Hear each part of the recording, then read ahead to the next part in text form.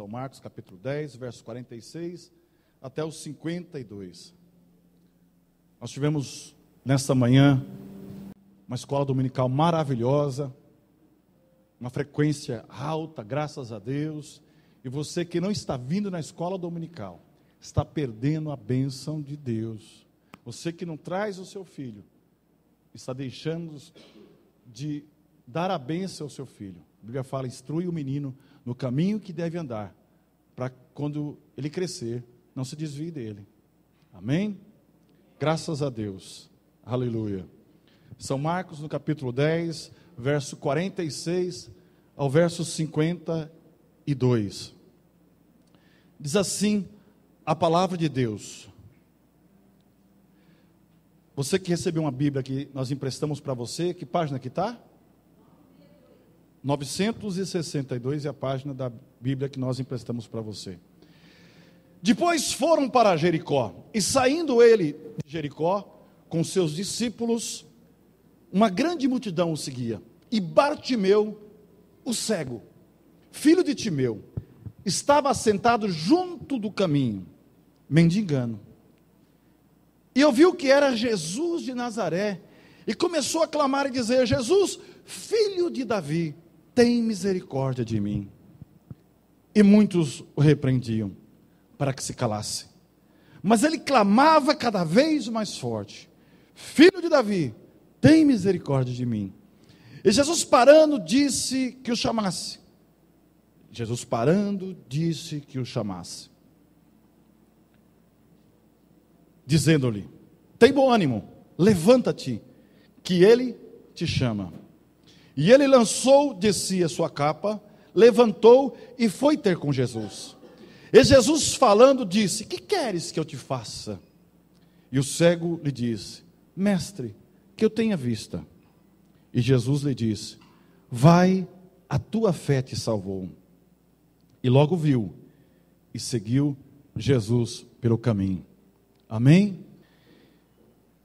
Nessa passagem bíblica, irmãos, tem alguns detalhes que chamam a atenção. Eu quero ser breve nessa noite. Além da própria história, que é muito emocionante, a Bíblia não diz quanto tempo esse rapaz estava ali pedindo esmola. Primeiramente, Bartimeu, que era esse rapaz, ele tinha uma deficiência física. Ele era um cego. Não sabemos se ele sofreu um acidente, se esse problema era um problema congênito. Mas, que embora ele fosse biologicamente cego, nós vamos verificar nessa palavra, nessa noite, que ele tinha uma grande visão espiritual, mesmo não enxergando biologicamente. Eu quero dizer para vocês nessa noite, que Bartimeu, o filho do Timeu, não é? Ele teve uma visão espiritual. Primeiro, ele aceitou Jesus como sendo filho de Davi. E deixa eu dar o contexto histórico para vocês, o que é filho de Davi. Davi foi um rei muito querido em Israel. Muito querido. Até hoje, na bandeira de Israel, faz menção a Davi. Não é? A estrela de Davi. Então vejam vocês que é um rei que até hoje foi querido e é muito querido por Israel. Então quando ele olhou para Jesus, e no contexto histórico não podemos dar essa divindade à época para Jesus, porque hoje nós temos Jesus realmente como filho de Deus, mas imagina que Jesus era uma pessoa comum. Ele viveu em Nazaré, esteve com Maria, com José, seus pais, era carpinteiro. E é interessante que lá em Isaías capítulo 53, quase 700 anos antes de Cristo, o profeta Isaías já dizia como seria Jesus. Que ele seria um homem de trabalho, homem experimentado, homem de dores, não é? E é interessante que agora Bartolomeu, ele começa a elogiar Jesus. Ele diz: Jesus, filho de Davi. Era o melhor elogio que um judeu podia dar a uma pessoa. Infelizmente nós não temos essa referência aqui no Brasil, que eu não posso dizer que você é filho de alguém importante, porque as importâncias estão perdendo importância. Não é? A gente não tem mais essa referência nesse momento, nesse país. Mas Davi era referência. Davi foi referência, inclusive para Deus. Davi foi chamado o homem segundo o coração de Deus. Então ele estava dando elogio da mais alta categoria para Jesus. Mesmo sendo Jesus, que naquele contexto, naquele momento, era o Jesus da cidadezinha chamada de Nazaré. Uma cidade que quase não tinha importância nenhuma. Certa vez disseram que tinha um homem que curava, chamado Jesus, que é lá de Nazaré, e alguém perguntou, escuta, mas de Nazaré pode vir alguma coisa boa? Um lugar insignificante. Aleluia. Eu preguei na quarta-feira passada aqui, que há coisas insignificantes para nós. E portas que Deus abre, que às vezes são insignificantes, mas que são portas no final. Deus faz aquilo que não tinha nenhum significado. No final Deus faz uma coisa tremenda, uma grande porta em nossa vida. Você que não veio pode assistir esse vídeo lá na página da igreja. Então ele começa elogiando Jesus como filho de um maior rei que a história de Israel já teve. Em segundo lugar, ele compreendeu, ele teve fé que poderia ser ajudado por Jesus. E parece que olhando essa história, é uma história muito simples, mas não foi tão simples assim. Ele teve que ter algumas estratégias para estar com Jesus. Primeiro, ele sabia que Jesus ia passar por ali. Diferentemente de hoje, que nós temos aí, né, Google Maps, e temos aí as ruas, tinha bastante rua. Não, naquele tempo, tinha somente aquela rua que ele tinha que passar. Jesus estava saindo de Jericó, a saída era por ali, não é? Ele ficou à beira do caminho. Ele ouviu dizer, me parece agora pela imaginação, que em algum momento, em algum lugar da cidade, não é? Porque aquele não seria um lugar estratégico para ele pedir esmola, onde ele estava naquele lugar, estava na saída da cidade, não é? E é interessante que em algum momento ele deve ter ouvido falar, viu, Jesus dormiu na casa de Zaqueu. O Jesus dormiu na casa de Zaqueu, foi. E Jesus dorme na casa de Zaqueu, e eu não quero contar a história de Zaqueu hoje. E não foi tão simples Jesus dormir na casa de Zaqueu, imagina. O homem que curava as pessoas. Você tem ideia de quantas pessoas estavam por lá de fora da casa de Zaqueu? Tanto que Jesus foi criticado, dizia, porque Zaqueu era um cobrador de impostos. E Jesus foi criticado, que ele comia com os pecadores, e aquele negócio todo. O povo não gostava muito de Zaqueu.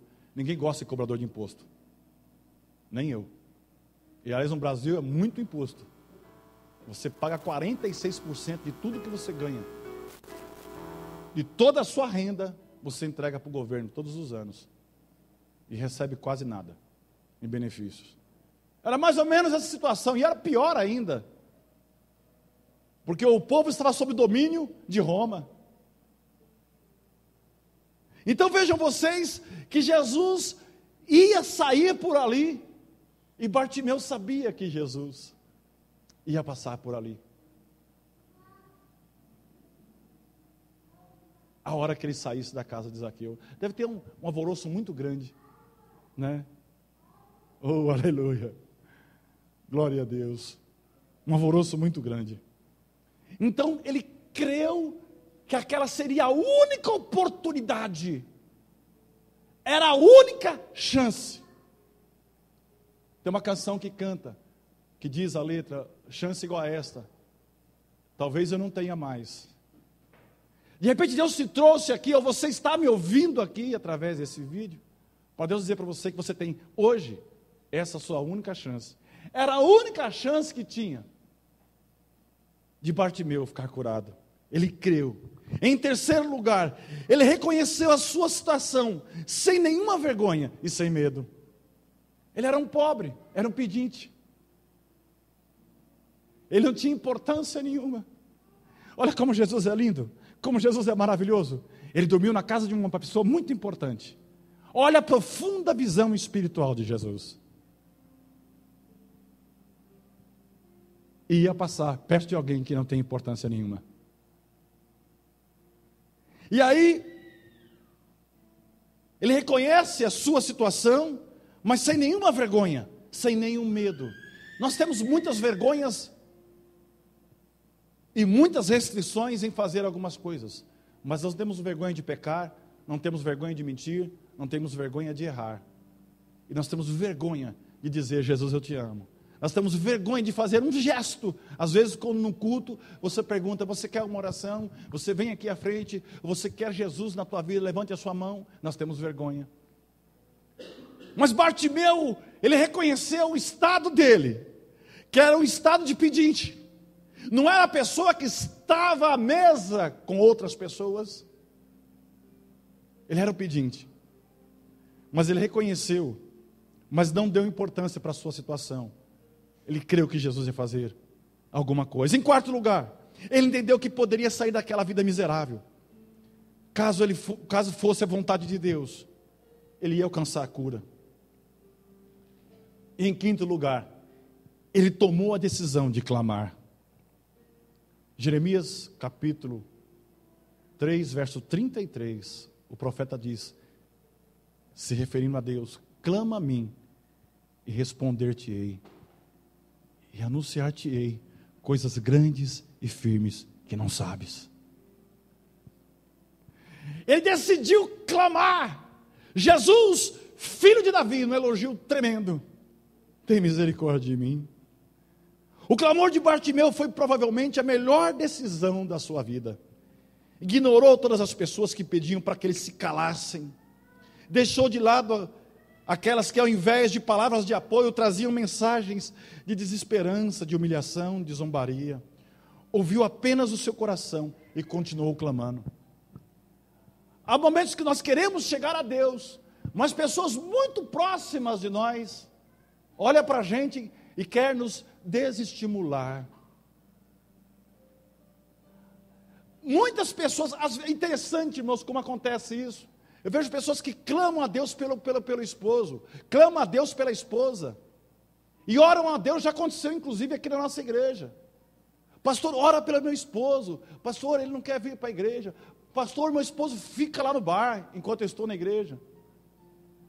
E nós entramos em oração, aí o esposo vem, aí a esposa que não vem mais. Entende isso? Então vejam vocês que há algumas vozes que nós ouvimos que não tem jeito. E quantas pessoas devem ter dito para Bartimeu: Bartimeu, você tem ideia, Bartimeu, o que é chegar perto de Jesus? Ninguém chega.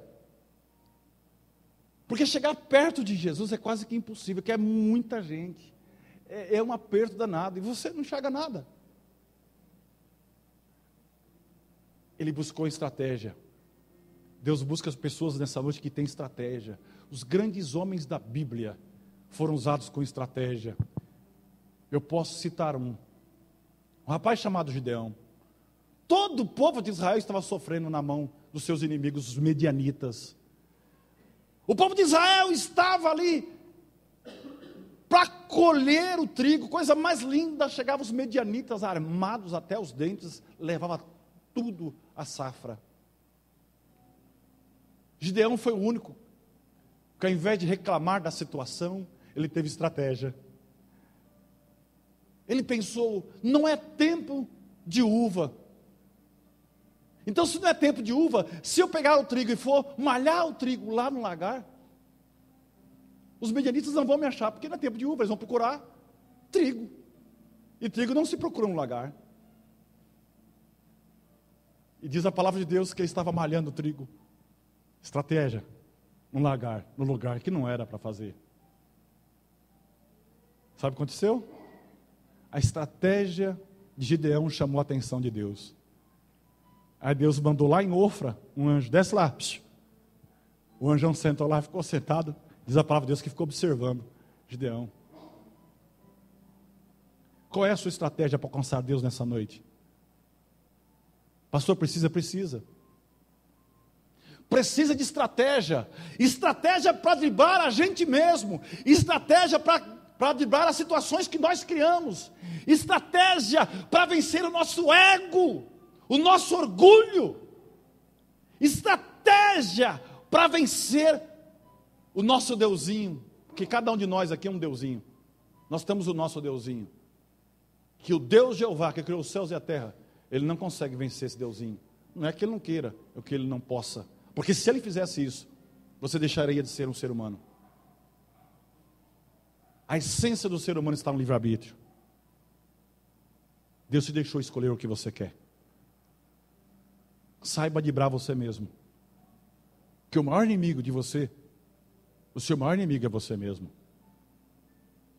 Conta a história na França, um homem que colocou no jornal, uma página quase que inteira: venha amanhã ver a pessoa que está fazendo você não ter sucesso na vida, a pessoa que está fazendo você ser um perdedor, a pessoa que está fazendo você ser um derrotado, amanhã vai ser enterrado para sempre. E tinha lá um endereço, e as pessoas foram, tinha fila enorme. Quero saber quem que é esse que está acabando com a minha vida, porque eu não sou. E as pessoas entravam naquela sala, tinha um caixão, estava sendo um enterro, o velório, o funeral. Mas quando a pessoa olhava no espelhinho lá do caixão, tinha um espelho, quando você olhava, via o seu rosto. As pessoas olhavam, tomavam um susto e saíam. Se tem uma coisa que Deus não vai fazer para você nessa noite ou nesse dia, você que está me vendo, é mudar a sua vida sem que você queira, sem que você tenha uma estratégia para alcançar a bênção de Deus. E tem estratégias que nós temos que realmente ser ousados com ela. O que te faz afastar de Deus é o computador, acaba com ele, meu querido. A internet acaba com o Wi-Fi. O que te faz afastar de Deus é o São Paulo Futebol Clube? Torça para o Corinthians, então.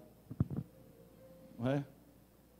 Eu não conheço futebol. Qual o time que não ganha nada? Torça para esse que não ganha nada, porque aí você vai perder menos tempo. E tem coisas que nos afastam de Deus. Então vejam vocês, que aquele homem arrumou uma estratégia para chegar, para se aproximar de Deus. E as pessoas não acreditaram na estratégia dele. Aleluia. Ele não ouviu pessoas que traziam mensagem de desesperança para ele, de humilhação, de zombaria. Ele ouviu apenas a sua vontade de ser curado, ouviu apenas o seu coração. E quantas pessoas você pode ver o texto que mandava ele calar a boca? Cala a boca, porque você imagina, irmão, esse camarada ele não gritava, ele berrava. Parece que eu vejo, né, o cego lá: Jesus, filho de Davi, tem misericórdia de mim! Ah! Era muita gente. E eu acho que ele esperou se aproximar da multidão para conseguir ter a sua voz, não gastar a sua voz na hora errada. E o cego, ele tem uma audição muito desenvolvida na compensação. Quando ele começou a ouvir o barulho, as pessoas, aquele barulho vindo, a multidão, ele começou. E alguém dizia: cala a boca, cego, você está atrapalhando o mestre. Aleluia, glória a Deus. Ele continuou clamando. Davi escreveu o rei Davi, né, que até o cego estava fazendo menção dele aqui. Davi escreveu um versículo muito lindo. Davi tinha errado, estava em pecado, estava num rolo só. E aí ele se arrependeu, tirou a indumentária de rei, se vestiu de roupa de saco. Antigamente, hoje o pessoal mais novo não conhece isso, né? Mas tinha os sacos de farinha, de trigo, aqueles sacos grandes, né? Nossos pais pegavam, lavavam bem, tiravam bem e faziam a roupa com aquilo, tingia. Tinha uns negócios que usava para tingir, não é?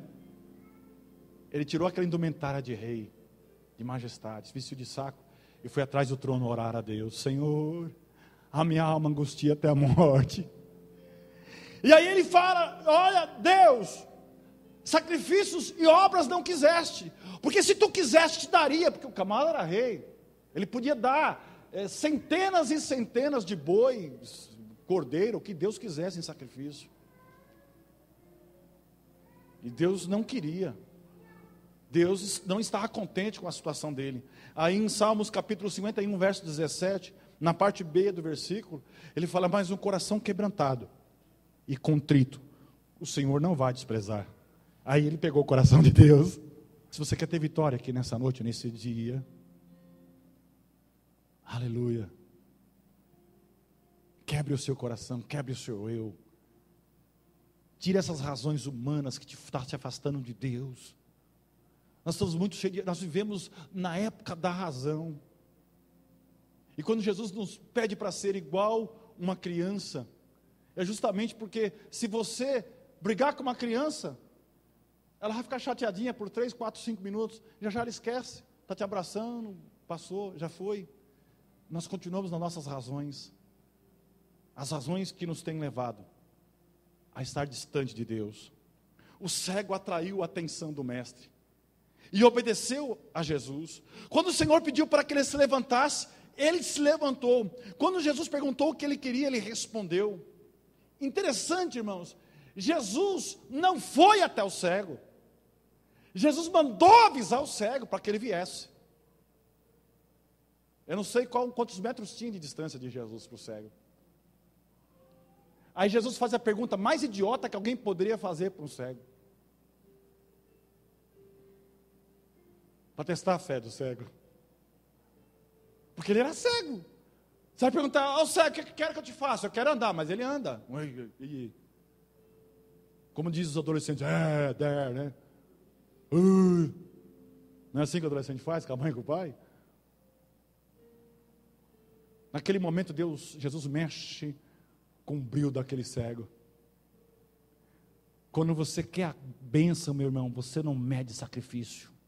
Você não mede quem está falando, o que está falando, o que deixam de falar. Você quer a bênção de Deus e acabou.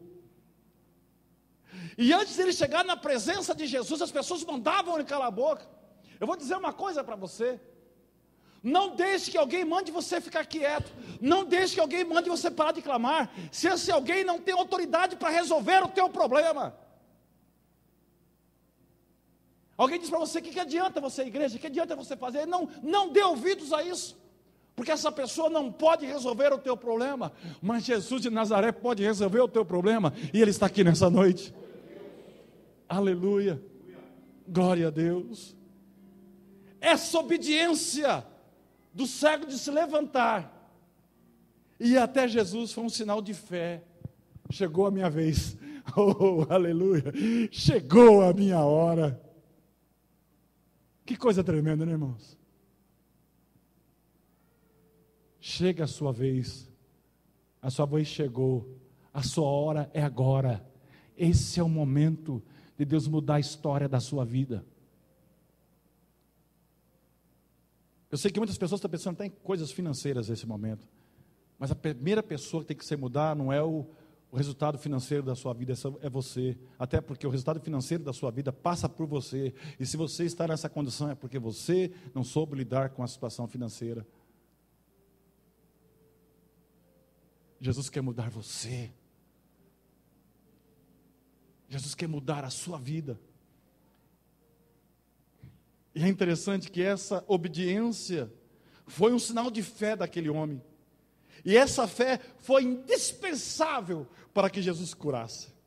Há um detalhe: ele tinha uma capa. As pessoas que viviam pedindo antigamente precisavam da capa, podia vir uma chuva. Ele já pegou a capa dele e nem deixou marcando o lugar. Eu não vou usar mais essa capa, não vai ser preciso mais, porque eu não volto mais para esse lugar. E Jesus te trouxe nessa noite para nunca mais você voltar no lugar de onde você veio.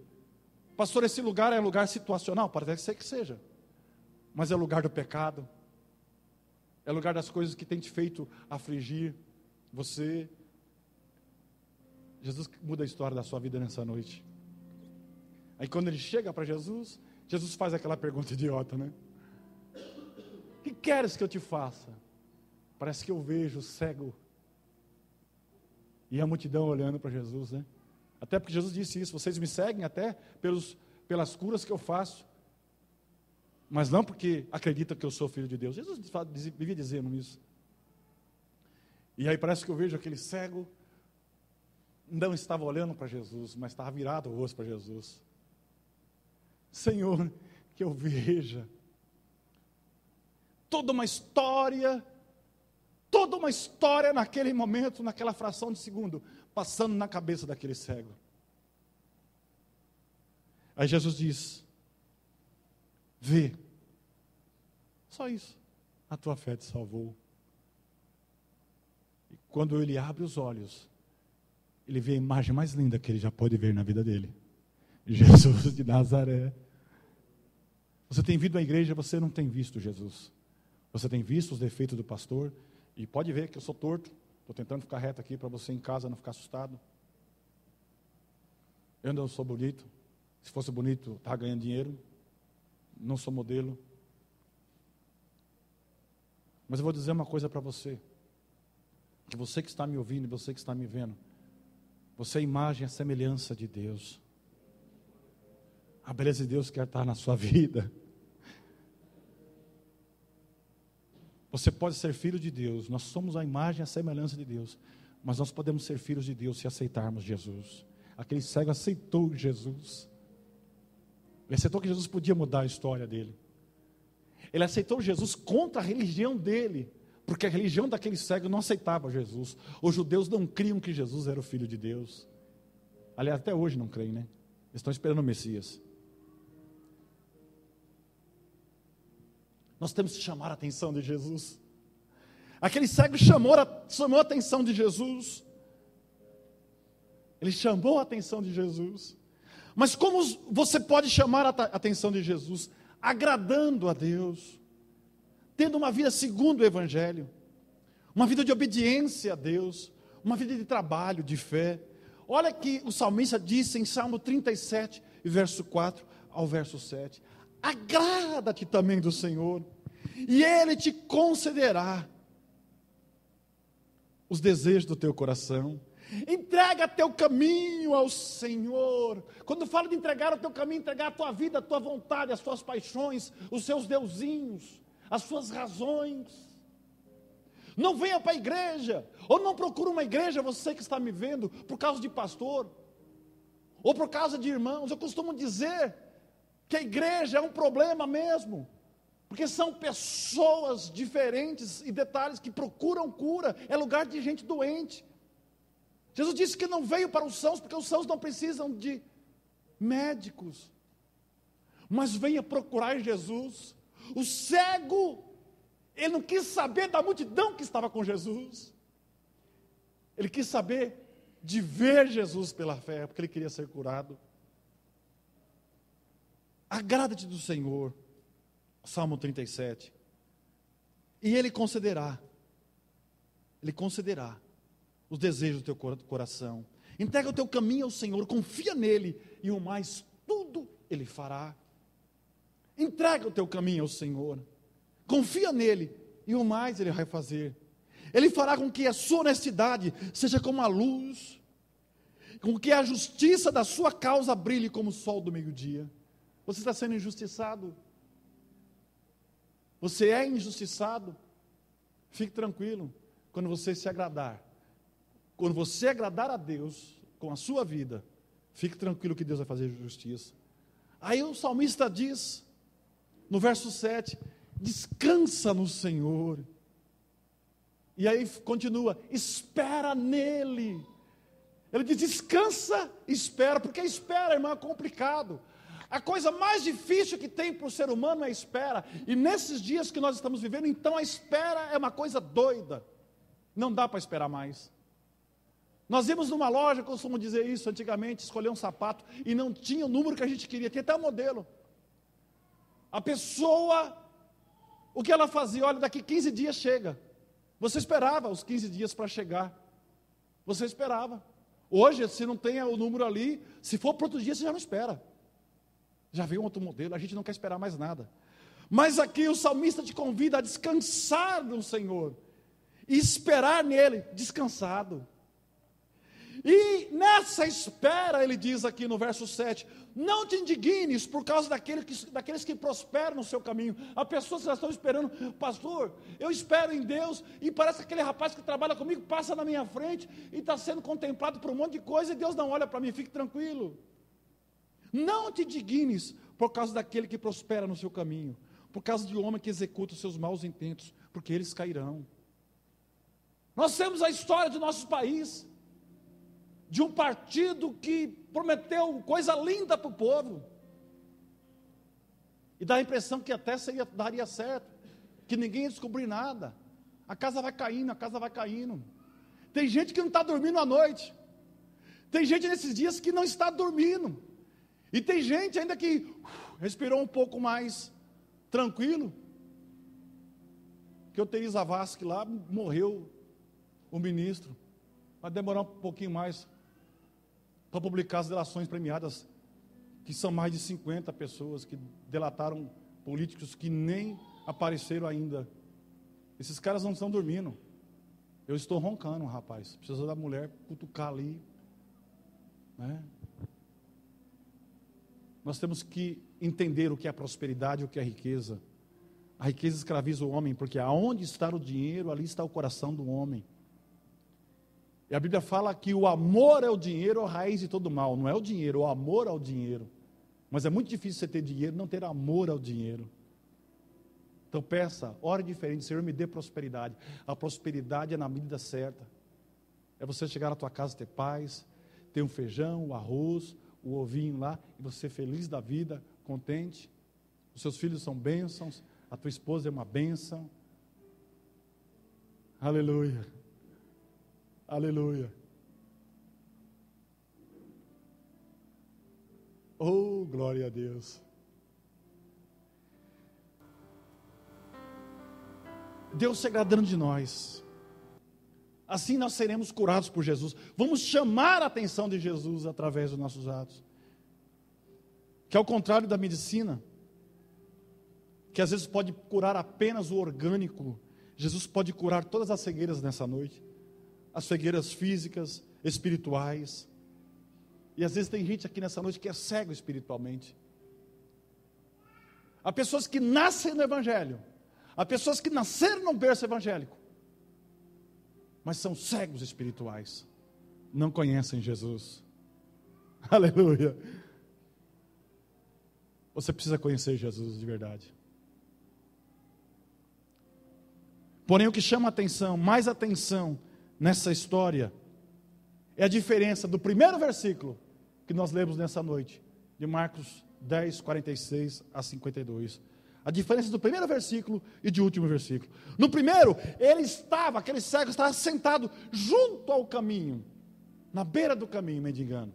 No último versículo, e logo ele viu, ficou curado, e começou Jesus pelo caminho. Ele estava à beira do caminho, e agora ele vai no caminho. Cego não anda, meu irmão. Sabe por que você não está andando? Porque você está cego. Sabe por que você não é curado?